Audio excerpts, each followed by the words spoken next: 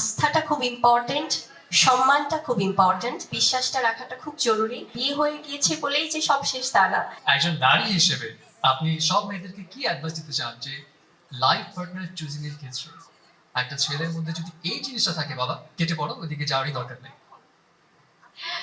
অবশ্যই আমি বলবো, যেটা একটু আগে বললাম, মেয়েরা এখন অনেক বোঝে। তবে আমার ছোট্ট অভিজ্ঞতা থেকে বলবো যে অনেস্টিটা খুব ইম্পর্টেন্ট এবং কমিটমেন্ট।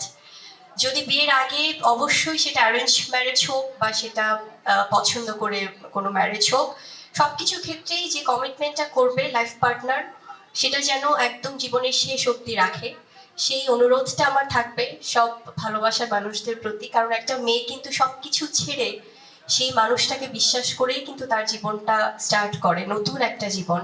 সে তার বাবা মা ভাই বোন সবাইকে ছেড়ে এসে আরেকটা নতুন বাড়িতে ওঠে। সো শুধুমাত্র তার হাজবেন্ডকে বিশ্বাস করে, সো বিশ্বাসটা রাখাটা খুব জরুরি। এবং এটা তো ভাইস ভার্সা, সেই পুরুষটার ক্ষেত্রেও সেম।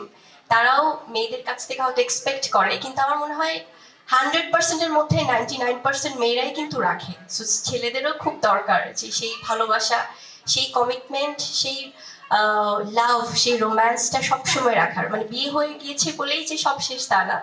সেই ভালোবাসাটা যদি সবসময় থাকে, আমার মনে হয় যে জীবনটা খুব সুন্দর হয়।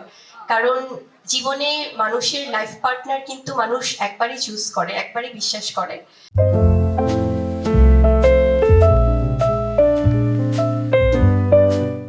আর অনেক সময় অনেক ক্ষেত্রে আমরা দেখি অনেক ডিফারেন্ট কেসেস, অনেকের লাইফে অনেক ধরনের আপস এন্ড ডাউনস হয়, অনেক প্রবলেম আসে, কিন্তু তার বাইরেও কিন্তু জীবন সুন্দর। সো সমস্যা বলেই যে জীবনের শেষ তা না, সমস্যা থেকেই কিন্তু আবার সমাধান শুরু। সো প্রত্যেকটা মানুষকে আমি বলবো যে আস্থাটা খুব ইম্পর্টেন্ট, সম্মানটা খুব ইম্পর্টেন্ট। আপনি আপনার লাইফ পার্টনারকে সম্মান করলে জীবনে কখনোই ঠকবেন না। আর যদি দেখা যায় ওই ছেলের পাস্ট এখনো ঘুরঘুর করছে, এক্সিস্ট করছে, তখন কি করবে?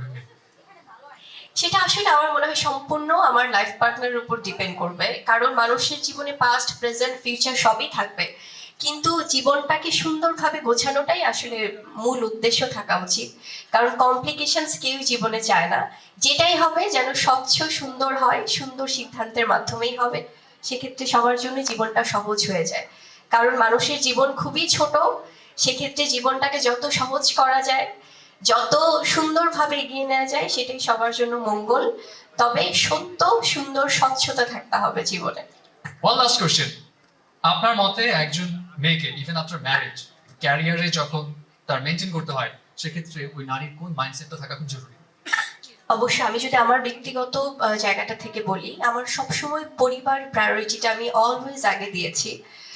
আমার পরিবার, সন্তান, আমার সংসার এবং আমার ফ্যামিলি, সেটা দুই পরিবার, আমার বাবা মার দিক থেকে হোক বা আমার শ্বশুর শাশুড়ির দিক থেকে হোক, আমার সন্তান হোক, সবকিছু সেই প্রায়োরিটির জায়গাটা ফার্স্ট প্রায়োরিটি রেখে কিন্তু আমি আমার চলচ্চিত্র যে পরিবার বা আমার মিডিয়ার যে পরিবার, সেই পরিবারগুলোকে আমি সবসময় সুন্দর রাখার চেষ্টা করি। সো আমার মনে হয় যে যদি হাজবেন্ড বা যদি শ্বশুর বাড়ির ফ্যামিলি বা বাবা মায়ের ফ্যামিলি থেকে সবার 100% সাপোর্ট থাকে, সেক্ষেত্রে যে কোনো মেয়ের জন্যই বাইরে কাজ করাটা খুব সহজ হয়ে যায়।